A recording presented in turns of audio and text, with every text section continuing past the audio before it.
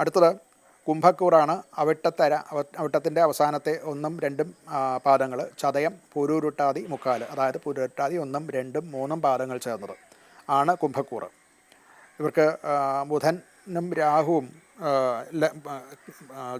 ചൊവ്വയും ആദ്യഭാവത്തിൽ ചൊവ്വയും ലഗ്നത്തിലുണ്ട്. 2ൽ ശനിയും സൂര്യനുമാണ്. പുതിയ ആശയങ്ങൾ രൂപപ്പെട്ട് വരുന്ന ഒരു കാലമാണ്. പുതിയ ആശയങ്ങൾ ഉടലെടുക്കുകയും ഒരു പ്രവൃത്തി പഥത്തിലേക്ക് കൊണ്ടുവരാൻ ശ്രമിക്കുകയും ചെയ്യുന്ന ഒരു കാലമാണ്.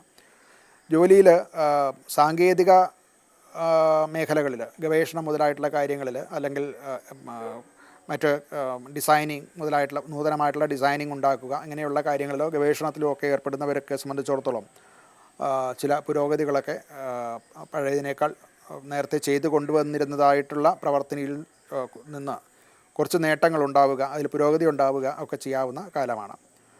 ധനപരമായിട്ട് അനുകൂലമാണ്. പുതിയ നിക്ഷേപ സാധ്യതകൾ വരികയും അത് നിക്ഷേപിക്കാൻ സാധിക്കുകയും ചെയ്യും. അതുകൊണ്ട് ഭാവിയിൽ പ്രയോജനം ഉണ്ടാകാനും നല്ല നിക്ഷേപങ്ങളാണ് അവർക്ക്, നിക്ഷേപ സാധ്യതകളാണ് അവരുടെ മുമ്പിൽ തുറന്നു വരുന്നത്. ആരോഗ്യപരമായിട്ട് നാഡീ സംബന്ധമായിട്ടുള്ള ചില രോഗങ്ങൾ ഉള്ളവർക്കത് കൂടുതലാകും. അത് അല്ലാത്തവർക്കും നാഡീ സംബന്ധമായിട്ടുള്ള ചില പ്രശ്നങ്ങൾ ഉണ്ടാവുകയും അതുമൂലമുണ്ടാകുന്ന ക്ഷീണം, അസ്വസ്ഥത മുതലായിട്ടുള്ളവ ഉണ്ടാകാൻ സാധ്യതയുണ്ട്. കുടുംബത്തിൽ അനുകൂലമാണ്. പ്രത്യേകിച്ച് വാക്കുകളെ കൊണ്ട് അനുകൂലമാക്കിയെടുക്കേണ്ടതായിട്ടുള്ള ഒരു ചുമതല വന്നുകൂടും. താൻ സ്വയം വർത്തമാനം പറഞ്ഞ് ശരിയായ രീതിയിലുള്ള വർത്തമാനത്തെ കൊണ്ട് പരസ്പര ബന്ധം, സൗഹൃദം വർദ്ധിപ്പിക്കാൻ അതിൻ്റെ ആവശ്യകത ഉള്ള കാലമാണ്.